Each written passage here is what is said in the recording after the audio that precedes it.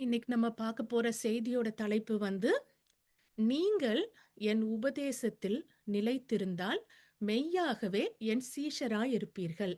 அப்படிங்கிற தலைப்புல தான் நம்ம இன்னைக்கு செய்தி பார்க்க போறோம். போன வாரமும் நம்ம வந்து உங்கள் அழைப்பையும், உங்கள் தெரிந்து கொள்ளுதலையும் அத உறுதிப்படுத்தும்படி நீங்க ஜாக்கிரதையா இருங்க. அப்படிங்கிற தலைப்புல நம்ம போன வாரம் செய்திய பார்த்தோம். ஆ நம்ம எல்லாரும் கிறிஸ்டியன்ஸா இருக்கும்போது, ஆம் நம்ம பல வேளைகள்ல வந்து கர்த்தர் நம்மள ஒரு கிறிஸ்தவ பிள்ளையா நம்மள அழைச்சிருக்கிறதுக்கான அந்த உண்மையான நோக்கம் என்ன அப்படிங்கிறத நம்ம தெரியாதவங்களா இருக்கிறோம். ஒரு கிறிஸ்டியனா நம்ம என்னலாம் பண்ணணும் அப்படின்னு ஜென்ரலா எல்லார்கிட்டயும் கேட்டா எல்லாரும் சொல்லுவாங்க. வாரம் வாரம் தவறாம சர்ச்சுக்கு போகணும், டெய்லி பைபிள் வாசிக்கணும், அப்புறம் ப்ரேயர் பண்ணணும். ஆ, முடிஞ்ச அளவுக்கு எல்லார்கிட்டயும் அன்பா இருக்கணும், ஒரு நல்ல பிள்ளையா இருக்கணும். ஆ இதுதான் வந்து நம்ம மேக்ஸிமம் ஒரு கிறிஸ்டியனா இருக்கிறதுனா, நம்ம இதெல்லாம் செய்யணும் அப்படின்னு நம்ம நெனச்சிட்டு இருக்கோம். ஆனா போன வாரம் நம்ம பார்த்த செய்தியில பார்த்தோம். ஏசப்பா நம்மள வெறும் ஒரு விசுவாசியாகவோ, இல்லன்னா ஒரு தேவனுடைய பிள்ளையா மட்டும் இருக்கிறதுக்கு அவங்க நம்மள கூப்பிடல. அவங்க பைபிள்லயும், நியூ டெஸ்டமெண்ட்லயும் வந்து நெறைய வசனங்கள நம்ம பார்த்தோம். அவங்க வந்து நம்ம எல்லாரையுமே அவங்களுக்கு சீஷர்களா இருக்கிறதுக்கு கூப்ட்டுருக்காங்க அப்படிங்கிறத நம்ம பார்த்தோம். நம்ம மைண்ட்லயும் சீஷர்கள் அப்படின்னாலே ஏசப்பாவும், அவங்களோட அந்த 12 சீஷர்கள் அவங்க தான் ஞாபகத்துக்கு வருவாங்க. ஆனா இங்க இருக்கிற நம்ம ஒவ்வொருத்தரும் கூட அவங்களுடைய சீஷர்கள் அப்படிங்கிறத நம்ம பார்த்தோம். இன்னைக்கும் நம்ம பார்க்க போறது வந்து, ஏசப்பா நம்மள சீஷர்களா கூப்ட்டுருக்காங்க. நம்ம எல்லாரும் அவங்களுடைய சீஷர்கள் அப்படிங்கிறத நம்ம போன வாரம் பார்த்தோம். இன்னைக்கும் கூட ஒரு சீஷனா நான் என்ன பண்ணணும்? சீஷர்களா நான் இருக்கணும்னா, அதுக்கு நான் என்னலாம் நான் பண்ணணும்?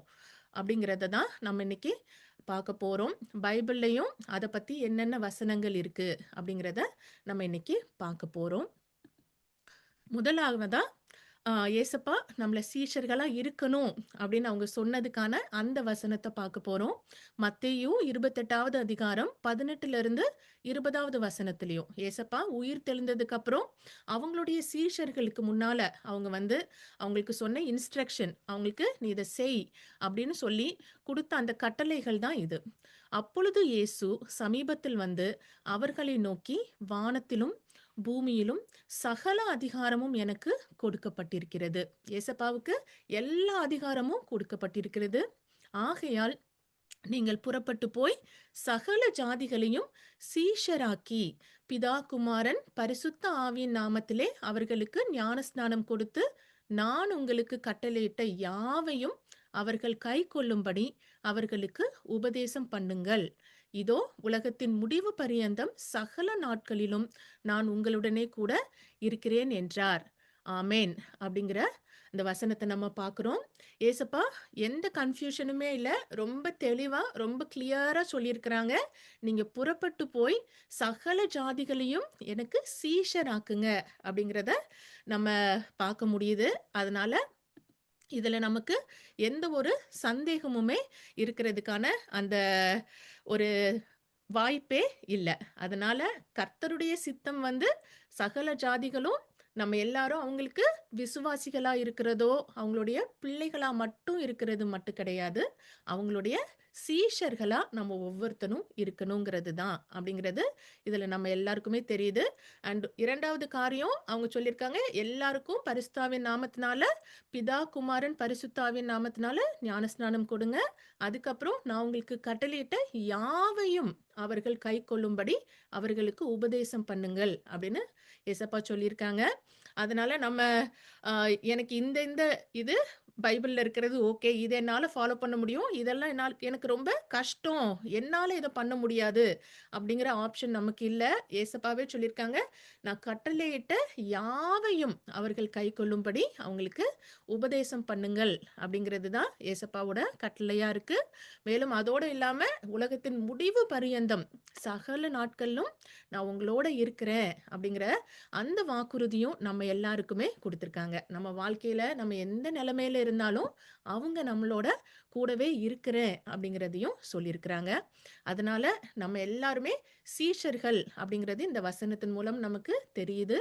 ஆனா ஒரு சீஷரா இருக்கணும். நான் அதை எப்படி வாழணும் அப்படிங்கிறதுக்கான இன்ஸ்ட்ரக்ஷனும், ஏசப்பா நம்மள கூப்பிட்டதோடு மட்டும் இல்லாது, அது எப்படி என்னென்ன காரியங்கள் செஞ்சா நம்ம அவங்களுடைய சீஷர்களா இருப்போம் அப்படிங்கிறதையும் தெளிவாவே சொல்லியிருக்கிறாங்க. அத தான் நம்ம பார்க்க போறோம். முதலாவது காரியம் வந்து, நீங்கள் என் உபதேசத்தில் நிலைத்திருந்தால் மெய்யாகவே என் சீஷராய் இருப்பீர்கள்.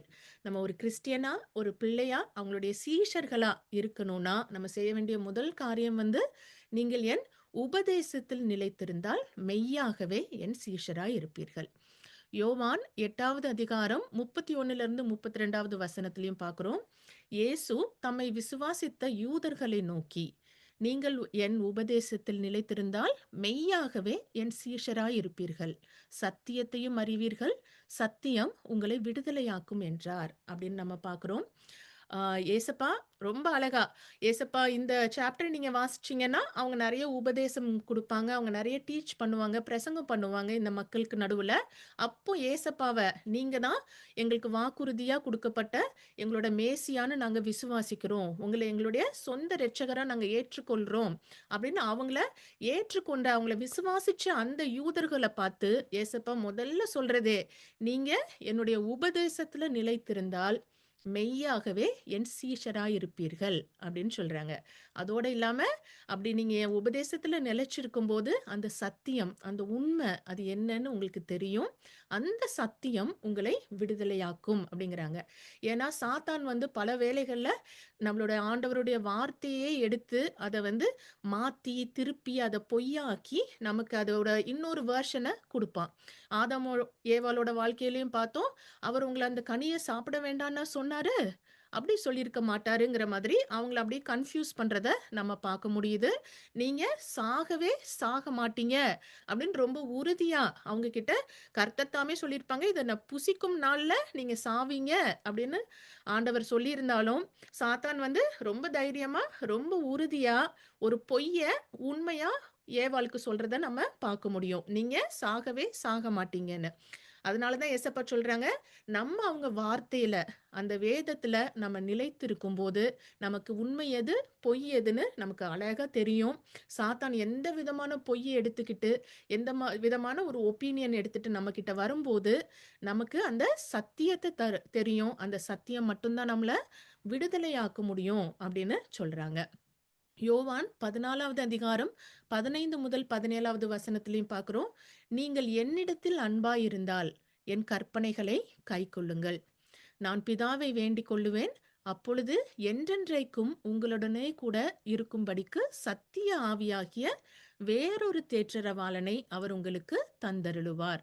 உலகம் அந்த சத்திய ஆவியானவரை காணாமலும் அறியாமலும் இருக்கிறபடியால் அவரை பெற்றுக்கொள்ள மாட்டாது. அவர் உங்களுடனே வாசம் பண்ணி உங்களுக்குள்ளே இருப்பதால் நீங்கள் அவரை அறிவீர்கள் அப்படின்னு ரொம்ப அழகா சொல்லியிருக்கிறாங்க ஏசப்பா. அவங்கள திரும்ப திரும்ப நம்ம பார்க்கும்போது ஏசப்பா வந்து என்கிட்ட நீ வந்து வெறும் வாயில I love you Jesus, I love Jesus அப்படின்னு நம்ம சொல்றதுனால அது அன்பு கிடையாது. நீ என்கிட்ட உண்மையுமே நீ அன்பா இருந்தா என் கற்பனைய கை கொள்ளுங்கள் அப்படிங்கிறது தான் அவங்க கட்டளையா இருக்கு. அப்போ நான் வந்து பிதாவை வேண்டிக் கொள்ளுவேன். உங்க எல்லாருக்கும் அந்த பரிசுத்த ஆவிய குடுப்பாங்கன்னு சொல்லியிருக்காங்க. நம்ம எல்லாருக்குமே குடுத்திருக்காங்க. ஆனா, அவங்கள சொந்த இரட்சகரா ஏற்றுக்கிட்டு விசுவாசிக்கிற விசுவாசிகளுக்கும், அவங்க பிள்ளைங்களுக்கும் தான் குடுத்திருக்காங்களே தவிர, உலகத்துல இருக்க மத்தவங்க எல்லாருக்கும் அந்த பரிசுத்த ஆவிய அவங்க பெற்றுக்கொள்ள மாட்டாங்க அப்படிங்கிறதையும் அவங்க ரொம்ப தெளிவா சொல்லியிருக்கிறாங்க.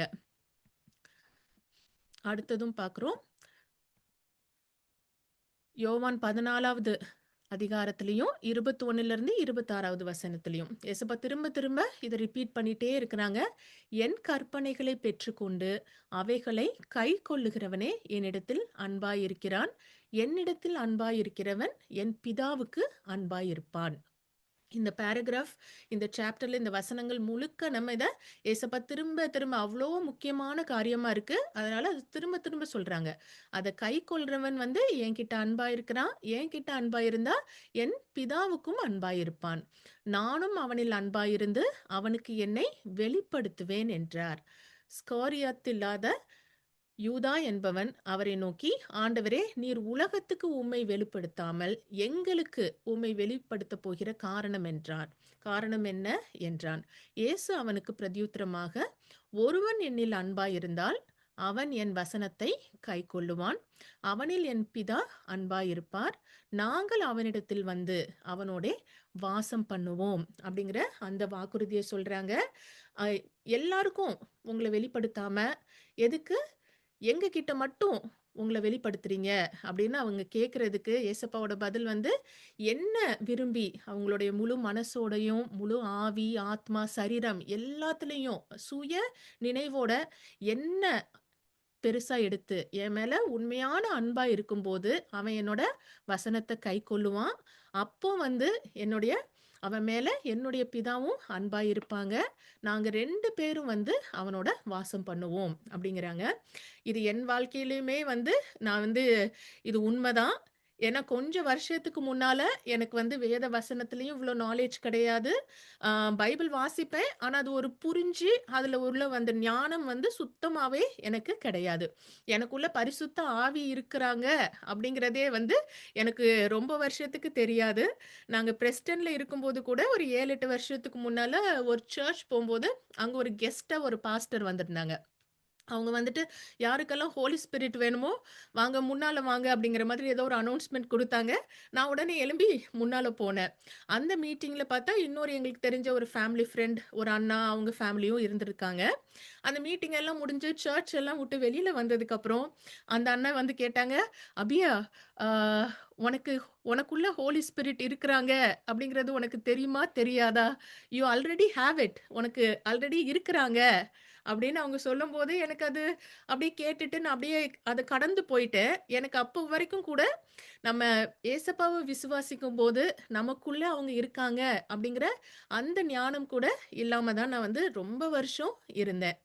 ஆ ஏசப்பாவும் இதுல அழகா சொல்றாங்க, நம்ம நம்மளுக்கு நம்ம அவங்க வார்த்தைய விரும்பி, அவங்க மேல அன்பு கூர்ந்து, அத கைக்கொள்ளும்போது, அதுக்கு அவ்ளோ இம்பார்ட்டன்ஸ் நம்ம குடுக்கும்போது, அவங்க அவங்களும், அவங்களுடைய அப்பாவும் நம்ம கூட வந்து இருந்து, அந்த வெளிப்பாடு, அந்த வெளிப்படுத்துதல் எல்லாத்தையும் நமக்கு தருவேன்னு வாக்குறுதி குடுத்திருக்காங்க.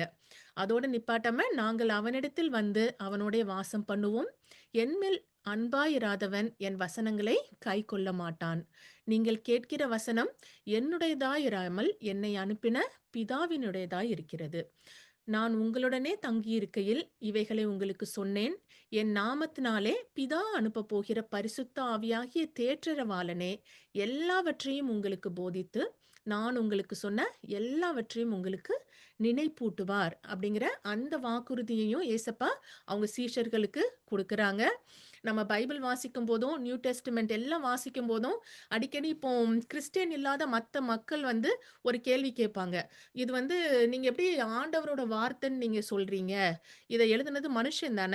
மனுஷங்க தானே இத எழுதுனாங்க. அப்புறம் எப்படி நீங்க அப்படி சொல்லலாம்? அப்படின்னு கேட்பாங்க.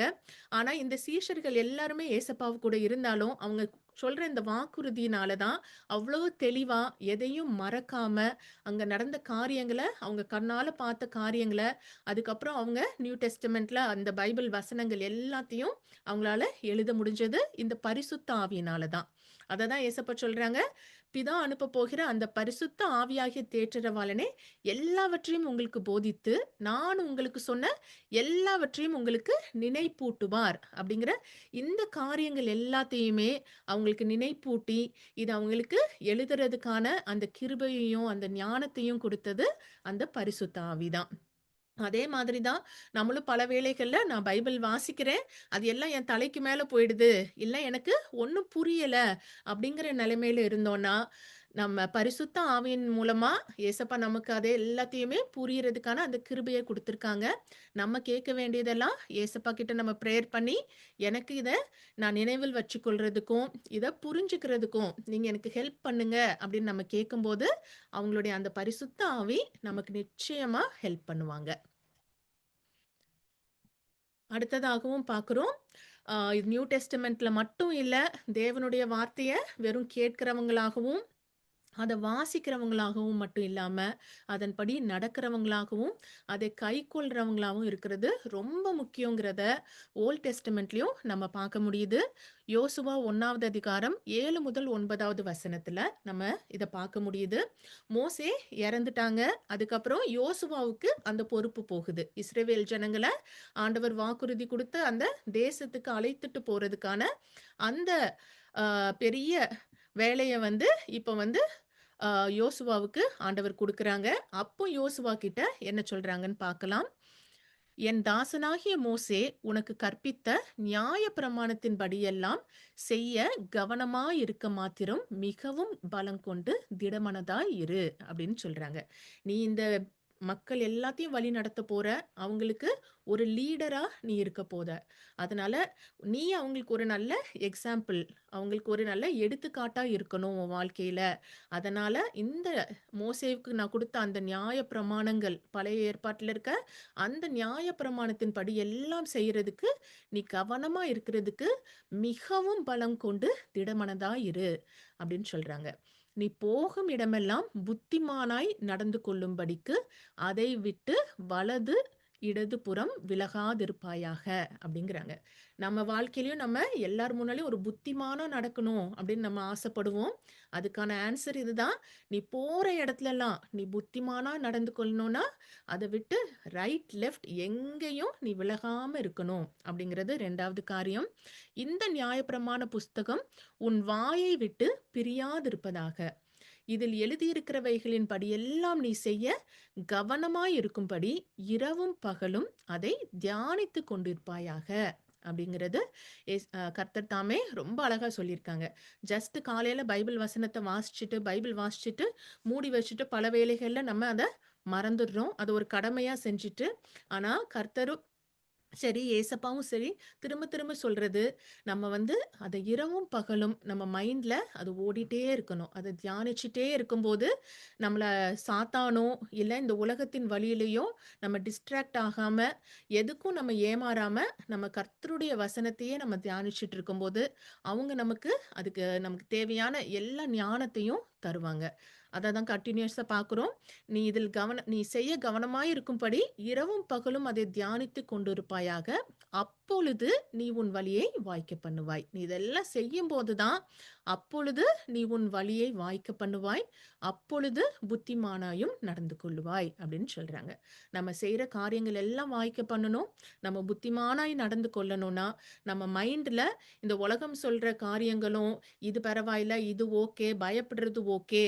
ஆ பயம் எல்லாரும் தான் பயப்படுவாங்க. இட்ஸ் ஓகே அப்படிங்கிற மாதிரி இல்லாம, ஆனா ஆண்டவருடைய வேத வாக்கியம் என்ன சொல்லுது? "நான் உனக்கு பயத்தின் ஆவிய தரல" அப்படிங்கிற அந்த வசனங்கள ஒவ்வொரு உலகம் குடுக்குற ஒவ்வொரு ஒப்பீனியனுக்கும் வேதத்துல வேற ஒரு ஆ வசனம் அதுக்காக நமக்கு குடுக்கப்பட்டிருக்குது. நம்ம த்ரூ அவுட் த டே இரவும் பகலும் அத தியானிச்சுட்டு இருக்கும்போது, நம்ம வழிகள் எல்லாம் வாய்க்க பண்ணுவாங்க. நம்ம புத்திமானாய் நடந்து கொள்ள முடியும் அப்படிங்கிறத சொல்றாங்க. "நான் உனக்கு கட்டளையிடவில்லையா? பலம் கொண்டு திடமனதாயிரு. திகையாதே, கலங்காதே. நீ போகும் இடமெல்லாம் உன் தேவனாகிய கர்த்தர் உன்னோடே கூட இருக்கிறார்." அப்படின்னு யோசுவாவுக்கு சொல்றத பார்க்க முடியுது. ஏசப்பாவும் அவங்களுடைய சீஷர்களுக்கும் நம்ம முதல் வசனம் வாசிக்கும்போதும் அதே தான் சொன்னாங்க. "நான் இந்த உலகத்தோட கடைசி பரியந்தம் வரைக்கும் நான் உன் கூடவே இருப்பேன்னு" சொன்னாங்க. இதுல கர்த்தராகிய தேவனும் அதையே சொல்றாங்க. "நீ எங்க போனாலும், நீ என்ன பண்ணாலும் நான் உன் கூட இருப்பேன்." இதுதான் நம்ம எல்லாருக்கும் உள்ள அந்த வாக்குத்தத்தமும், அவங்க குடுக்கிற வாக்குறுதியும் கூட. அதனால முதலாவதாக நம்ம ஏசப்பாவுக்கு சீஷர்களா இருக்கணும்னா, வெறும் அந்த வார்த்தைய கேட்கிறவங்களா மட்டும் இல்லாம, அத வாசிக்கிறவங்களா மட்டும் இல்லாம, அதன்படி நடக்கிறவங்களா இருக்கிறது ரொம்ப, ரொம்ப, ரொம்ப முக்கியம். அத இன்னும் ஆ இத பத்தி இன்னும் நெறைய பேசலாம். நான் ஒரு 2, 3 வசனம் மட்டும் முக்கியமா எடுத்தேன். வேதத்துல நமக்கு அந்த ஞானம் இருக்கிறதும், தேவன பத்திய அந்த அறிவுல நம்ம வளர்றது எவ்ளோ முக்கியங்கிறதுக்கு ஒரு 3 காரியங்கள் மட்டும் தான். எல்லாருமே ரொம்ப சமாதானமா இருக்கணும். கடவுளோட கிரேஸ் அந்த கிருபை எனக்கு ரொம்ப வேணும்னு ஆசைப்படுறோம். அதுக்கு ஒரே ஒரு ஆன்ஸர் தான். 2 பேதுரு 1வது அதிகாரம் 2வது வசனத்துல பார்க்கிறோம். தேவனையும் நம்முடைய கர்த்தராகிய இயேசுவையும் அறிகிற அறிவினால் உங்களுக்கு கிருபையும் சமாதானமும் பெருக கடவது அப்படின்னு சொல்றாங்க. அவங்கள எந்த அளவுக்கு நமக்கு அறிஞ்சிருக்கிறோமோ, அவங்களுடைய வேதத்துல நம்ம எவ்வளோ டைம் ஸ்பெண்ட் பண்ணி, அவங்கள எந்த அளவுக்கு நம்ம தெரிஞ்சிருக்கிறோமோ, அந்த அளவுக்கு நமக்கு கிருபையும், சமாதானமும் நமக்கு பெருகும்னு சொல்றாங்க. அதே மாதிரி தான் ஓசியா 4வது அதிகாரம் 6வது வசனத்திலயும் பார்க்கிறோம். "என் ஜனங்கள் அறிவில்லாமையினால் சங்காரமாகிறார்கள்" அப்படின்னு கர்த்தர் தாமே சொல்றாங்க. ஆ கிறிஸ்டியன்ஸ் இல்லாதவங்கள பத்தி பேசல. சொந்த பிள்ளைகள கிறிஸ்டியன்ஸ சொல்றாங்க. என்னுடைய ஜனங்கள் வந்து இந்த வேதத்துல இருக்க அந்த அறிவில்லாமையினால அவங்க சங்காரமாகிறார்கள். "நீ அறிவை வெறுத்தாய். ஆகையால் நீ என் ஆசாரியனாய் இராதபடிக்கு நானும் உன்னை வெறுத்து விடுவேன். நீ உன் தேவனுடைய வேதத்தை மறந்தாய். ஆகையால் நானும் உன் பிள்ளைகளை மறந்து விடுவேன்." அப்படின்னு கர்த்தர் தாமே இஸ்ரவேல் ஜனங்கள அந்த காலகட்டத்துல அவங்கள கடிந்து கொள்றத நம்ம பார்க்க முடியுது. இது நமக்குமே பொருந்தும். அதனால நம்ம வேதத்துல அந்த ஞானத்துல நம்ம வளராதவங்களா இருக்கும்போது, நம்ம வந்து இதுல சொல்லியிருக்கிற மாரி, "என் ஜனங்கள் அறிவில்லாமையினால் சங்காரமாகிறார்கள்" அப்படிங்கிறத நம்ம பார்க்க முடியுது. ரோமர் 10வது அதிகாரம் 17வது வசனத்திலயும் பார்க்கிறோம். நம்மளுடைய கிறிஸ்டியானிட்டிலயே நம்ம அந்த அந்த பேஸே வந்து ஃபவுண்டேஷனே ஃபெய்த் தான். அந்த விசுவாசம் தான். அந்த விசுவாசத்துல நம்ம வளரணும். அதுலயும் நம்ம வளரணும்னாலும், அதுக்கும் முக்கியமானது தேவனுடைய வசனம் தான். ஆதலால் விசுவாசம் கேள்வியினாலே வரும். கேள்வி தேவனுடைய வசனத்தினாலே வரும். அப்படிங்கிறத நம்ம பார்க்கிறோம். அதே இது ரிவைஸ்ட் வெர்ஷன்ல அழகா சொல்லியிருக்காங்க. விசுவாசம் கேட்பதனாலே வரும். தேவனுடைய வசனத்தை கேட்பதனாலே விசுவாசம் வரும் அப்படின்னு நம்ம பார்க்கிறோம். அதனால தேவனுடைய வார்த்தைய நம்ம தினமும் கேட்கிறவங்களா, தியானிக்கிறவங்களா, அதுல நடக்கிறவங்களா, அதோட அறிவுல நம்ம பெருகும்போது நம்ம வாழ்க்கையில கிருபை, சமாதானம், விசுவாசம் எல்லாமே நமக்கு நெறைய நெறைய வருங்கிறத பைபிளே நமக்கு சொல்லுது. அதனால நமக்கு எந்த எக்ஸ்கியூஸுமே இல்ல. நம்ம தேவனுடைய பிள்ளையா, அவங்க சீஷர்களா இருக்கணும்னா, அவங்களுடைய வேதத்துல நம்ம வளரணும். அடுத்ததும் எபேசியர் 1வது அதிகாரம் 17லிருந்து 19வது வசனத்துல பார்க்கிறோம். பவுல் வந்து அந்த சபையில இருக்க அந்த மக்களுக்காக ஜெபிக்கிறாங்க. அவங்க ஸ்பெஷலா ஒரு காரியத்துக்காக ஜெபிக்கிறாங்க அந்த மக்களுக்காக. நம்முடைய கர்த்தராகிய இயேசு கிறிஸ்துவின் தேவனும், மகிமையின் பிதாவுமானவர் தம்மை நீங்கள் அறிந்து கொள்வதற்கான ஞானத்தையும், தெளிவையும் அளிக்கிற ஆவியை உங்களுக்கு தந்தருள வேண்டும் என்றும், முதலா நம்மள கூப்பிட்ட அந்த கர்த்தர தேவன அவங்கள அறிந்து கொள்வதற்கான அந்த ஞானத்தையும், அந்த தெளிவை அளிக்கிற ஆவிய நமக்கு தரணும் அப்படின்னு அவங்க முதல் பாயிண்ட்ட வேண்டிக் கொள்றாங்க. தாம் நம்மை அழைத்ததினால் நமக்கு உண்டாயிருக்கிற நம்பிக்கை இன்னதென்றும். நம்ம எல்லாருமே இந்த உலகத்துல எத்தனையோ கோடி மக்கள் இருக்காங்க. அதுக்கு நடுவுல நம்மள ஒவ்வொருத்தரையும் பேர் சொல்லி அழைச்சிருக்காங்க. அந்த அழைப்புக்கான அந்த நம்பிக்கை, நம்ம ஒரு ஹோப்லெஸ் பீப்பிள் கிடையாது. ஏசப்பாவுக்குள்ள நம்ம எல்லாருக்குமே நம்பிக்கை இருக்கு. அந்த நம்பிக்கை என்னங்கிறதையும், பரிசுத்தவான்களிடத்துல தமக்கு உண்டாயிருக்கிற சுதந்திரத்தினுடைய மகிமையின் ஐஸ்வரியம் என்னதென்றும், நாம் கிறிஸ்துவை மரித்தோரிலிருந்து எழுப்பி அவரிடத்தில் நடப்பித்த தமது பலத்த சத்துவத்தின் வல்லமையின்படியே விசுவாசிக்கிறவர்களாகிய நம்மிடத்திலே காண்பிக்கும் தம்முடைய வல்லமையின் மகா மேன்மையான மகத்துவம் இன்னதென்றும் நீங்கள் அறியும்படிக்கு அவர் உங்களுக்கு பிரகாசமுள்ள மனக்கண்களை கொடுக்க வேண்டும் என்று வேண்டிக் கொள்ளுகிறேன் அப்படின்னு பவுல் பிரேயர் பண்றத நம்ம பார்க்க முடியுது. நம்ம எல்லாருக்குமே மைண்ட் இருக்கு. அந்த மனசு இருக்கு. அதுல வந்து நம்ம பல வேளைகள்ல ரொம்ப நெகட்டிவா நம்ம வந்து காரியங்கள் பார்ப்போம். அது எல்லாருமே ஒரு சாதா மனுஷங்களா நம்ம கிறிஸ்டியன்ஸா இருந்தாலுமே, இப்போ சில நேரம் நம்ம வீட்ல இருந்து யாராவது வெளியில போயிருப்பாங்க. அவங்க வர்றதுக்கு கொஞ்சம் டைம் லேட் ஆகுது. அவங்க சொன்ன டைமுக்கு வீட்டுக்கு வரலன்னா, டக்குன்னு நம்ம இமேஜினேஷன் எப்படி போகும்? நம்ம மனக்கண்கள் வந்து நமக்கு ஏதாவது தப்பு தப்பா, நெகட்டிவா அவங்களுக்கு ஏதாவது ஆயிருக்குமா? என்ன பிரச்சனை இருக்கும்? இப்படி ஆயிருக்குமா? அப்படி ஆயிருக்குமா? அப்படின்னு அந்த நெகட்டிவா பார்க்குற ஒரு பழக்கம் நமக்கு இருக்கு. அதே மாதிரி எ மத்தவங்களுக்கு எதையாவது நடக்கிறத நம்ம பார்த்தா, நம்ம மைண்ட்லயே அத நமக்கு நடக்கிற மாரி நம்ம இமேஜின் பண்ணிக்கிறது. சில வகையான நோய்கள், யாராவது கேன்சர் வந்துடுச்சுன்னா, நமக்கு கேன்சர் வர்ற மாரி யோசிக்கிறது. இல்லன்னா, இந்த மாதிரி நெறைய காரியங்கள் நமக்கு பண்றதுக்கு அந்த இமேஜினேஷன் நமக்கு இருக்கு. அதனால, அதுல இல்லாம கர்த்தர் நமக்கு குடுத்திருக்கிற இவ்வளவு காரியங்களையும் அவங்களோட நம்ம அழைச்சதற்கான அந்த நம்பிக்கை என்ன? நமக்குள்ள அந்த சுதந்திரத்தோட அந்த மகிமையின் ஐஸ்வர்யம் என்ன? ஏசப்பாவ அவங்க எழுப்புன மாதிரி நம்மளையும் அவங்க எழுப்புவாங்க. அப்படிங்கிற அந்த வல்லமை எல்லாத்தையும் புரிஞ்சுக்கிற அந்த பிரகாசமுள்ள மனக்கண்கள் நமக்கு வேணும் அப்படின்னு பவுல் ஜெபிக்கிற மாதிரியே நம்ம ஒவ்வொருத்தருமே ஜெபிக்கிறவங்களா இருக்கணும். அதனால முதலாவதா நம்ம ஏசப்பாவுக்கு சீஷரா இருக்கணும்னா, நம்ம எல்லாருமே அவங்க வசனத்தின்படி நடக்கிற பிள்ளைங்களா, அத செய்ற பிள்ளைங்களா இருக்கணுங்கிறது தான் முக்கியமான காரியம். அடுத்ததும் 2வது காரியம் வந்து, தன் சிலுவையை சுமந்து கொண்டு எனக்கு எனக்கு பின் செல்லாதவன் எனக்கு சீஷனாய் இருக்க மாட்டான் அப்படின்னு ஏசப்பாவே சொல்லியிருக்கிறாங்க. லூக்கா 9வது அதிகாரம் 23லிருந்து 26வது வசனம் வரைக்கும் பார்க்கிறோம். பின்பு அவர் எல்லாரையும் நோக்கி, வெறும் சீஷர்கள மட்டும் இல்ல, எல்லாரையும் நோக்கி, ஒருவன் என் பின்னே வர விரும்பினால், அவன் தன்னைத்தான் வெறுத்து, தன் சிலுவையை அனுதினமும் எடுத்துக்கொண்டு என்னை பின்பற்ற கடவன் அப்படின்னு சொல்றாங்க. என்னைக்காவது கிடையாது. டெய்லி வந்து அந்த ஒரு சாய்ஸ நம்ம எடுக்கணும். இன்னைக்கு நான் என்ன முதல்ல இல்லாம ஏசப்பாவ என் வாழ்க்கையில முதலாவதா நான் வைக்கிறேன். என்னுடைய எண்ணங்கள், என்னுடைய சிந்தனைகள், என்னோட பிளான் கிடையாது. என் வாழ்க்கையில நான் என்ன பண்ணணுங்கிறது இல்லாம, கர்த்தரையும் அவங்க எனக்கு வாழ்க்கையில என்ன சித்தம் வச்சிருக்காங்களோ, அத நான் செய்றதுக்கு இன்னைக்கு தயாரா இருக்கிறேன். அப்படின்னு ஒவ்வொரு நாளும் அனுதினமும் நம்ம வந்து நம்மளுடைய அவங்களுடைய ஏசப்பாவோட சிலுவைய நம்ம யாராலயுமே சுமக்க முடியாது. நம்ம தன்னுடைய சிலுவையை அனுதினமும் எடுத்துக்கொண்டு என்னை பின்பற்ற கடவன் அப்படின்னு சொல்றாங்க. தன்னைத்தான் வெறுத்து நான் இருக்கிற இந்த உலகத்துல நான், என் பிள்ளை, என் குடும்பம், என் ஃபேமிலி எங்களுக்குள்ளது அப்படின்னு இல்லாம, நம்ம ஏசப்பாவுக்காக வாழ்ற ஒரு வாழ்க்கைய வாழ்ற பிள்ளைங்களா இருக்கணும். தன் ஜீவனை ரட்சிக்க விரும்புகிறவன் அதை இழந்து போவான். என் நிமித்தமாக தன் ஜீவனை இழந்து போகிறவன் அதை ரட்சித்துக் கொள்ளுவான். மனுஷன் உலகம் முழுவதையும் ஆதாயப்படுத்திக் கொண்டாலும் தன்னைத்தான் கெடுத்து நஷ்டப்படுத்தினால் அவனுக்கு லாபம் என்ன அப்படின்னு ஏசப்பா அழகா கேக்குறாங்க. ஏசப்பாவுக்காக நம்ம ஜீவனையே நம்ம இழந்தாலும் நம்ம வந்து ரட்சிக்கப்படுவோம்.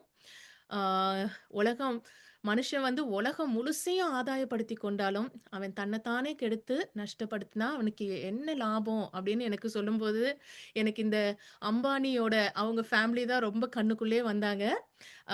அவங்க வந்து அவ்வளோ பணக்காரங்க. உலகத்துல இருக்க எல்லாருக்கும் அவங்கள தெரியுது.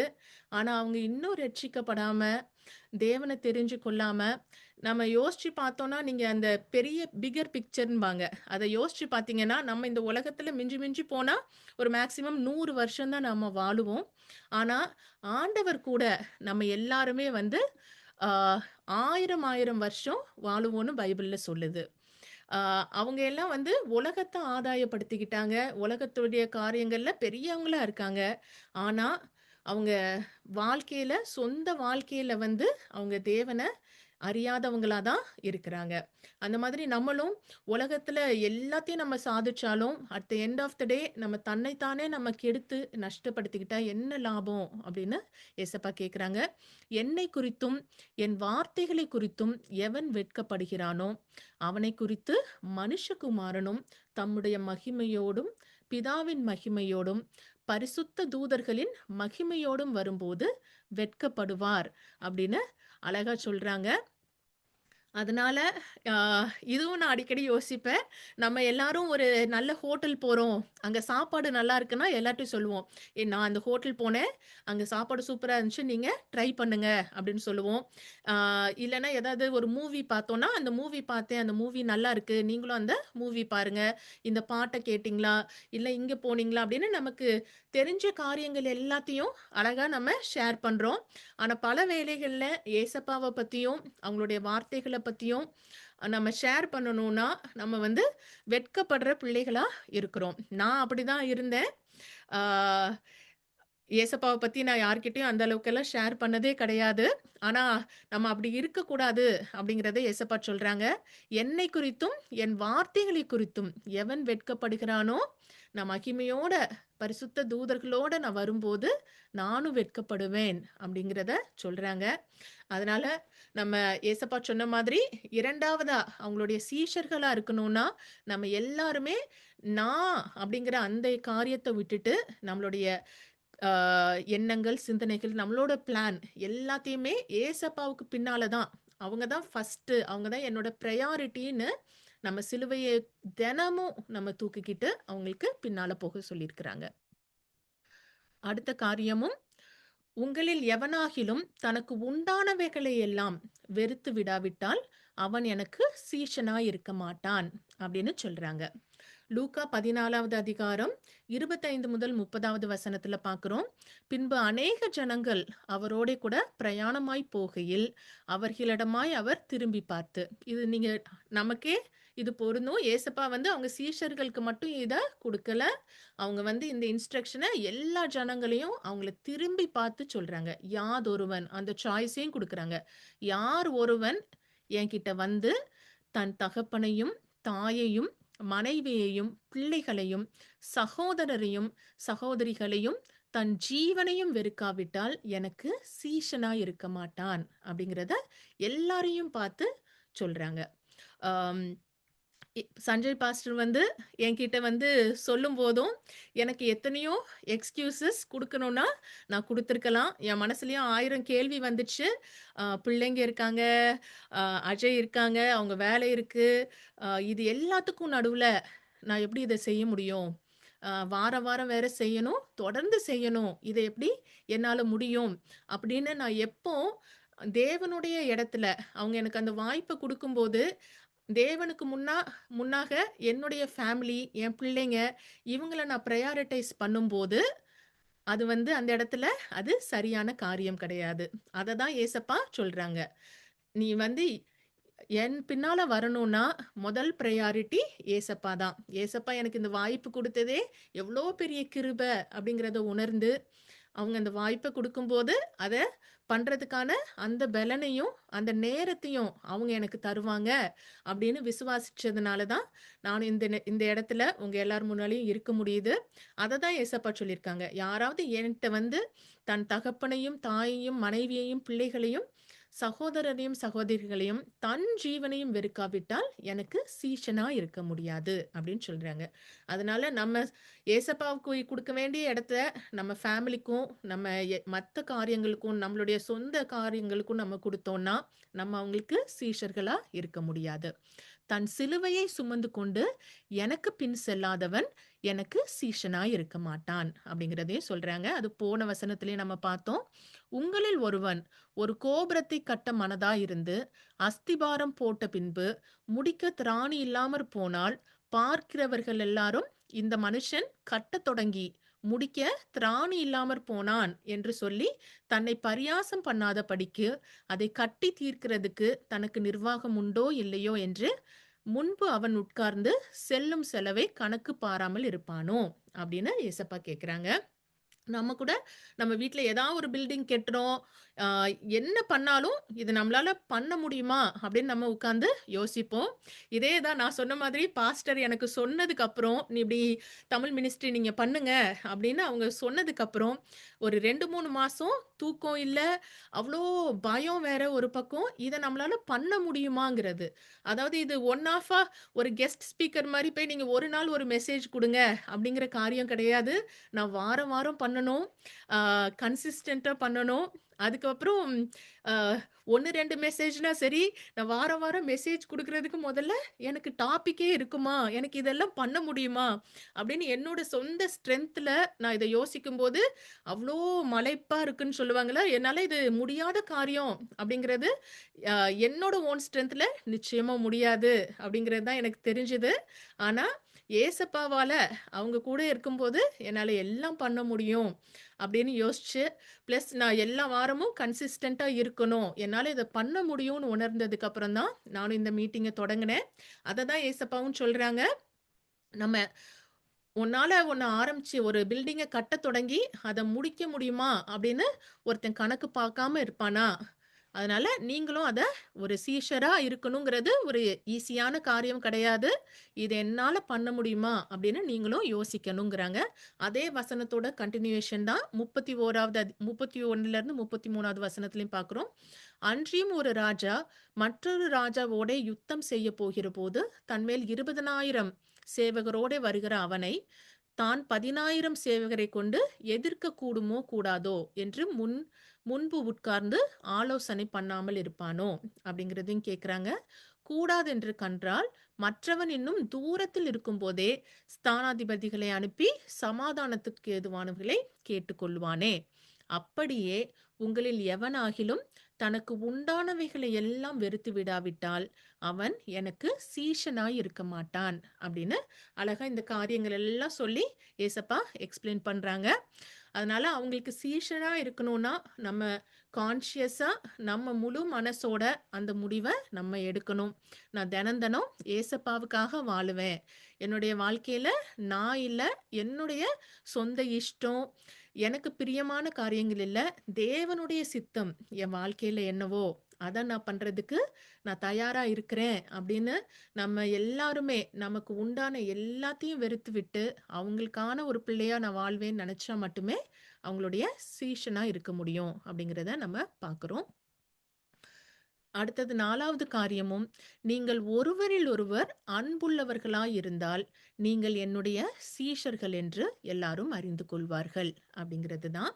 யோவான் 13வது அதிகாரம் 34லிருந்து 35வது வசனத்திலயும் பார்க்கிறோம். நீங்கள் ஒருவரில் ஒருவர் அன்பாயிருங்கள். நான் உங்களில் அன்பாயிருந்தது போல, நீங்களும் ஒருவரில் ஒருவர் அன்பாயிருங்கள் என்கிற புதிதான கட்டளையை உங்களுக்கு கொடுக்கிறேன். நீங்கள் ஒருவரில் ஒருவர் அன்புள்ளவர்களாயிருந்தால், அதனால் நீங்கள் என்னுடைய சீஷர்கள் என்று எல்லாரும் அறிந்து கொள்வார்கள் என்றார். அப்படின்னு நம்ம பார்க்கிறோம். நம்ம ஏசப்பாவுடைய சீஷர்களா இல்லையா அப்படிங்கிறது இந்த உலகத்திலையும் சுற்றி இருக்கவங்க எப்படி தெரிஞ்சு கொள்வாங்கன்னா, நம்ம எப்படிப்பட்ட ஆளா இருக்கிறோம். நம்ம வந்து ஒரு அன்பான பிள்ளையா இருக்கிறோமா? ஏசப்பா நமக்கு வாழ்ந்து காமிச்சாங்க. அவங்க அவங்களுடைய உயிரையே நமக்காக குடுத்தாங்க. அந்த மாதிரி நம்ம நம்மளுக்கு சுற்றி இருக்க மக்களுக்காக நம்மளுடைய நேரத்தையும், நம்ம வாழ்க்கையிலயும் நம்ம குடுக்குறதுக்கு தயாரா இருக்கிறோமா? ஏசப்பாவுக்கு இருந்த அந்த சிந்தை நமக்கு இருக்குதா? அப்படிங்கிறது ரொம்ப முக்கியமான காரியம். நம்ம நம்மள எல்லாரும் எப்படி நடத்தணும்னு நெனைக்கிறோமோ, அதே மாதிரி நம்ம மத்தவங்கள நடத்துறோமா? அப்படிங்கிறத நம்ம யோசிச்சு பார்க்கணும். மத்தேயு 22வது அதிகாரம் 37லிருந்து 40வது வசனத்திலயும் கூட பார்க்கிறோம். இயேசு அவனை நோக்கி, "உன் தேவனாகிய கர்த்தரிடத்தில் உன் முழு இருதயத்தோடும், உன் முழு ஆத்துமாவோடும், உன் முழு மனதோடும் அன்பு கூறுவாயாக. இது முதலாம் பிரதான கற்பனை. இதற்கு ஒப்பாயிருக்கிற 2ஆம் கற்பனை என்னவென்றால், உன்னிடத்தில் நீ அன்பு கூறுவது போல பிறனிடத்திலும் அன்பு கூறுவாயாக என்பதே. இவ்விரண்டு கற்பனைகளிலும் நியாயப்பிரமாணம் முழுமையும் தீர்க்க தரிசனங்களும் அடங்கியிருக்கிறது." அப்படின்னு சொல்றாங்க. இந்த உலகத்துல நான் போன வாரம் கூட சொன்னேன். நம்ம எல்லாருமே நம்மள எப்படி மத்தவங்க ட்ரீட் பண்ணணும்னு நெனைக்கிறோமோ, அதே மாதிரி மத்தவங்க எல்லாரையும் நம்ம அன்பா இருந்துட்டாலே, உலகத்துல எந்த ஒரு பிரச்சனையுமே இருக்காது. உலகம் அவ்வளவு சமாதானமா இருக்கும். அவ்ளோ சந்தோஷமான ஒரு இடமா இருக்கும். அதனால அவங்களுடைய சீஷர்களா இருக்கணும்னா, 4வது காரியம் நம்ம எல்லார்கிட்டயும் அன்பா இருக்கிற பிள்ளைங்களா இருக்கணுங்கிறது தான் ஏசப்பாவுடைய விருப்பமா இருக்கு. நம்ம பார்த்த அந்த 4 காரியங்களையும் திரும்ப ஒரு தடவ நம்ம பார்க்கிறோம். ஏசப்பா நம்ம எல்லாரையுமே அவங்களுடைய சீஷர்களா கூப்ட்டுருக்காங்கங்கிறத நம்ம பார்த்தோம். அவங்களுடைய சீஷர்களா இருக்கணும்னா 4 முக்கியமான காரியங்கள் இருக்கு. நீங்கள் என் உபதேசத்தில் நிலைத்திருந்தால் மெய்யாகவே என் சீஷர்களா இருப்பீங்க அப்படிங்கிறது தான் முதல் இது. அவங்க வசனத்த கேட்கிறவங்களா, வாசிக்கிறவங்களா இல்லாம, அத செய்யற பிள்ளைங்களா, அதுல நிலைத்திருக்கிற பிள்ளைங்களா இருக்கும்போது நம்ம சீஷர்களா இருக்கிறோம். தன் சிலுவையை சுமந்து கொண்டு எனக்கு பின் செல்லாதவன் எனக்கு சீஷனாய் இருக்க மாட்டான்னு சொன்னாங்க. யாரெல்லாம் அவங்க சிலுவைய நம்மளுடைய சொந்த சிலுவைய சுமந்து கொண்டு அவங்களுக்கு பின்னால தினம் தினம் செல்றவன் நம்மங்க தான் சீஷர்களா இருக்க முடியும். உங்களில் எவனாகிலும் தனக்கு உண்டானவைகளை எல்லாம் வெறுத்து விடாவிட்டால் அவன் எனக்கு சீஷனாய் இருக்க மாட்டான் அப்படிங்கிறது. நம்ம வாழ்க்கையில எவ்வளவு காரியங்கள் இருந்தாலுமே, ஆனா முதல் பிரையாரிட்டி நம்ம ஏசப்பாவுக்கு குடுத்தா மட்டுமே அவங்களுடைய சீஷர்களா இருக்க முடியும். நீங்கள் ஒருவரில் ஒருவர் அன்புள்ளவர்களாயிருந்தால் நீங்கள் என்னுடைய சீஷர்கள் என்று இன்று அறிந்து கொள்ளுங்கள். உலகமும் அறிஞ்சு கொள்ளும், நம்மளும் அறிந்து கொள்ள முடியும்னு சொல்றாங்க. அதனால 4வது காரியம் நம்ம ரொம்ப அன்புள்ளவங்களா இருக்கிறது அப்படிங்கிறத நம்ம பார்க்க முடியுது. கடைசியுமா பவுலோட வாழ்க்கைய தான் ஒரு உதாரணமா எடுக்க முடியும். பவுல் வந்து அவ்வளவு ஏசப்பாவுக்காக அவ்வளவு வாஞ்சையுள்ளவரா இருக்கிறாரு. அவர் வந்து ஏசப்பாவ ஆ பார்த்ததுக்கு அப்புறம், அவங்களோட ஆ பேசினதுக்கு அப்புறம், அவங்க வாழ்க்கை வந்து தலகுப்புற அப்படியே திருப்பி போட்ட மாதிரி மாறிடுச்சு. அவங்க இறக்குற வரைக்கும் வந்து ஏசப்பாவுக்காக ஒரு வாழ்க்கைய வாழ்ந்தாங்க. அத தான் நம்ம பார்க்க முடியுது. கலாத்தியர் 2வது அதிகாரம் 20வது வசனத்துல பார்க்கிறோம். கிறிஸ்துவுடனே கூட சிலுவையில் அறையப்பட்டேன். ஏன்னா, ஏசப்பா நம்ம எல்லாருக்கும் உள்ள அந்த தண்டனைய தான் அந்த சிலுவையில அவங்க ஏத்துக்கிட்டாங்க. நம்ம ஒவ்வொருத்தரும் இண்டிவிஜுவலா அந்த சிலுவையில இருக்கப்பட வேண்டியவங்க. அது எல்லாத்தையும் அவங்க ஏத்துக்கிட்டாங்க. அதனால தான் சொல்றாங்க, கிறிஸ்துவுடனே கூட சிலுவையில் அறையப்பட்டேன். ஆயினும் பிழைத்திருக்கிறேன். இனி நான் அல்ல, கிறிஸ்துவே எனக்குள் பிழைத்திருக்கிறார். நான் இப்பொழுது மாம்சத்தில் பிழைத்திருக்கிறதோ, என்னில் அன்பு கூர்ந்து எனக்காக தம்மை தாமே ஒப்புக் கொடுத்த தேவனுடைய குமாரனை பற்றும் விசுவாசத்தினாலே பிழைத்திருக்கிறேன். அப்படின்னு ரொம்ப அழகா சொல்றாங்க. அதனால பவுல் சொன்ன மாதிரி நம்ம ஒவ்வொருத்தருமே தேவனுடைய பிள்ளைங்களா, அவங்களுடைய சீஷர்களா நம்ம வந்து இனி நான் அல்ல, எனக்குள்ள இருக்கிற என்னுடைய கிறிஸ்து தான் எனக்குள்ள பிழைச்சிருக்காங்க. என்னுடைய வாழ்க்கையுமே நான் அவங்களுக்காக வாழ்வேன் அப்படின்னு பவுல் எப்படி வாழ்ந்து காமிச்சாங்களோ, ஏசப்பாவுடைய அந்த சீஷர்கள் எல்லாருமே எப்படி வாழ்ந்து காமிச்சாங்களோ, அதே மாதிரி ஒரு வாழ்க்கையையும், அதே எண்ணத்தையும் உடையவங்களா நம்மளும் இருக்கணும். எபிரேயர் 12வது அதிகாரம் 1வது வசனத்திலையும் பார்க்கிறோம். ஆகையால் மேகம் போன்ற இத்தனை திரளான சாட்சிகள் நம்மளை சூழ்ந்து கொண்டிருக்க, பாரமான யாவற்றையும் நம்மை சுற்றி நெருங்கி நிற்கிற பாவத்தையும் தள்ளிவிட்டு, விசுவாசத்தை துவக்குகிறவரும் முடிக்கிறவருமாயிருக்கிற இயேசுவை நோக்கி நமக்கு நியமித்திருக்கிற ஓட்டத்தில் பொறுமையோடே ஓடக்கடவோம். இதுவும் பவுல் தான் அழகா எழுதியிருக்கிறாங்க. அதனால நமக்கு முன்னால எக்ஸாம்பிளா ஒரு எடுத்துக்காட்டா ஏசப்பாவும் இருந்தாங்க. அவங்களுடைய சீஷர்கள் எல்லாரும் இருந்தாங்க. அவங்க வாழ்க்கையே நமக்கு ஒரு பெரிய பாடம், பெரிய எடுத்துக்காட்டு. அதனால இவ்வளவு திரளான சாட்சிகள் நம்மள சூழ்ந்து கொண்டிருக்கும்போது, நம்ம ஒவ்வொருத்தரும் கூட நமக்கு வாழ்க்கையில என்ன பாரமான காரியங்கள் இருந்தாலும், அது எல்லாத்தையும் தள்ளிட்டு, நம்மள நெருக்குறதுக்கு தயாரா இருக்கிற அந்த பாவத்தையும் தள்ளிவிட்டு, நம்மளுடைய விசுவாசத்த தொடங்குனது யாருன்னா, ஏசப்பாவ தான். ஏசப்பாவ நம்ம விசுவாசிக்கும்போது தான், அவங்கள சொந்த இரட்சகரா ஏற்றுக்கொள்ளும்போது தான், நம்ம வந்து ஒரு கிறிஸ்டியனா ஆகுறோம்னு பைபிள்ல நம்ம பார்த்தோம். அதனால அந்த துவக்குற அந்த ஏசப்பாவையும், நம்மளுடைய விசுவாசத்த முடிக்கிறவருமா இருக்கிற அந்த ஏசப்பாவ நோக்கி, நம்ம ஒவ்வொருத்தருக்கும் ஆண்டவர் வந்து ஒரு பர்ப்பஸ் வச்சிருக்காங்க. ஒரு பிளான் வச்சிருக்காங்க. அது என்னன்னு தெரிஞ்சுக்கிட்டு, அந்த விசுவாசத்தோட அந்த ஓட்டத்துல நம்ம ஒவ்வொருத்தரும் பவுல் சொன்ன மாதிரியே பொறுமையோட ஓடணும். அப்படிங்கிறத இன்னைக்கு நம்ம உணர்ந்தவங்களா இங்கிருந்து கடந்து போகணும்.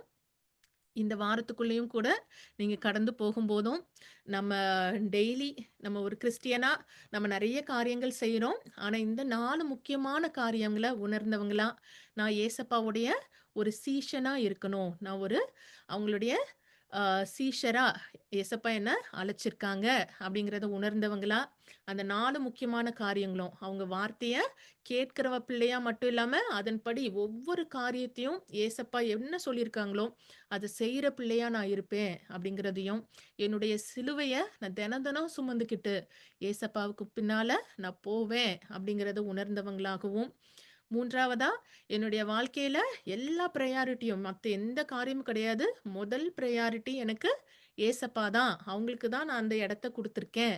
அப்படின்னு செய்ற ஒரு சீஷனாகவும், 4வதா எல்லார்கிட்டயும் அன்பா இருக்கிறதன் மூலமா சுத்தி இருக்கிறவங்கலாம் இவங்களுடைய அன்பு வந்து நம்ம அன்பு, நம்ம அப்பாவோட அன்ப பிரதிபலிக்கிற மாதிரி இருக்கணும். நெறைய இடத்துல சொல்லுவாங்க, என்ன அ "உங்க பாட்டிமா மாதிரியே இந்த குணாதிசயம் இருக்கு. இல்ல உங்க அம்மா மாதிரி இந்த பண்ற. நீ சிரிக்கிறது உங்க அம்மா மாதிரி இருக்கு. நீ இப்படி பேசுறது உங்க அப்பா மாதிரி இருக்கு." இந்தந்த காரியம் ஒவ்வொருத்தர நீ பண்றது அவங்கள மாதிரி இருக்குன்னு சொல்லுவாங்க. அதனால ஆண்டவர் நம்ம மேல எவ்ளோ அன்பு வச்சு, ஏசப்பாவும் நம்ம மேல எவ்ளோ அன்பு வச்சு நமக்காக அவங்க அந்த சிலுவையில மரிச்சாங்களோ, அதே மாதிரி அந்த அன்ப நம்ம இந்த உலகத்துக்கு குடுக்குற பிள்ளைங்களா, அவங்களுடைய சீஷர்களா இருக்கணுங்கிறது தான் தேவனுடைய சித்தமா இருக்கு. அத உணர்ந்தவங்களா இந்த உலகத்துக்கு ஒரு வெளிச்சமா, எல்லாருக்கும் ஒரு பெரிய பிளெஸ்ஸிங்கா இருக்கணும். அப்படிங்கிறது தான் ஏசப்பாவோட சித்தமா இருக்கு.